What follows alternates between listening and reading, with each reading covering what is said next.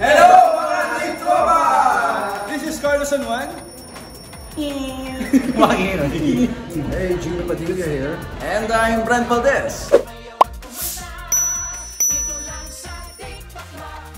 Anyway guys, how's your experience? Ako na nag-interview. Ako, yung sa Sing Spector, tawag ito, nung ubing ko si Sir Gino, may ako bigla. Kasi, yung narinig ko yung boses niya, ang bruise ko ng boses din talaga eh, diba? I know, right? Kaya alam ko, ay baka ito yung mas wala si Sir Robin.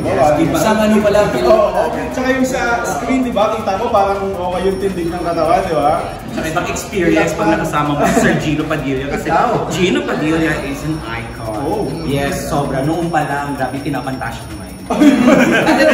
Ito nakasama ko na siya ngayon. Napakagaling kumanta, napakabait. Kailang mabait. Wala akong narinig na sa kanya.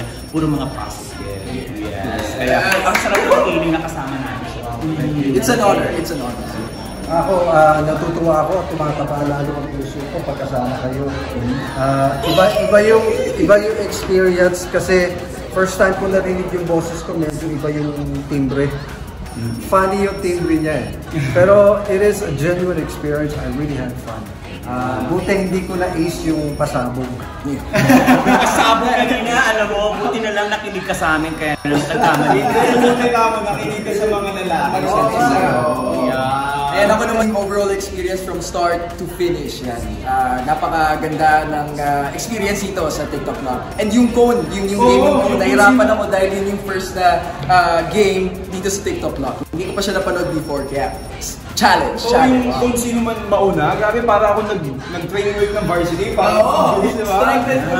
Pagkatapos nun, hingal talaga ako. Dapat ikaw gumawa. Hindi nga, buti nga hindi ko ginawa kasi pag ginawa kayo baka pagdating pa lang sa dulo, katapos na ko na. Pero magaling nyo dun guys. Pero experience dito sa TikTok Vlog, talagang ang saya-saya. Nakaka-good vibes lahat. Lahat ng mga katrabahador mo dito, from the staff, from the host, lahat sila napaka-friendly. Lalo na doon nakasama kong kumanta si Sir Gino. Yes! Dive lang talaga ako saya. Of course, nagulat ako sa inyo dahil yung talent na nandun eh. You guys talagang discipline ang mga itsura niyo eh. Yes! Nakasama. Kaya hindi mo po. Ang pinakamayagan. Kasi parang hindi nga po kayo nag-edad. Diba? Matanda na ako. Ako din matanda na rin ako, 1,300 years old. Maraming salamat. Thank you so much! See you again soon! Happy time!